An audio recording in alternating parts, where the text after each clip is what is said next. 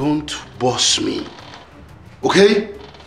This little task won't mean it. Mr. Berko, what do you know about this contract?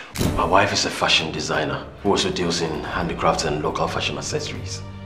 She is not a furniture contractor.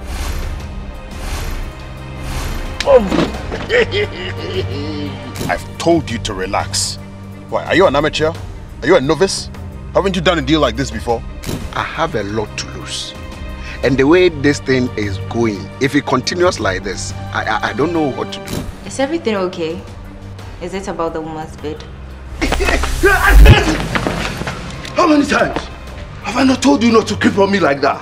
I'm sorry, boss. Why lock is a Omanbapa court? Come on! Omanbapa.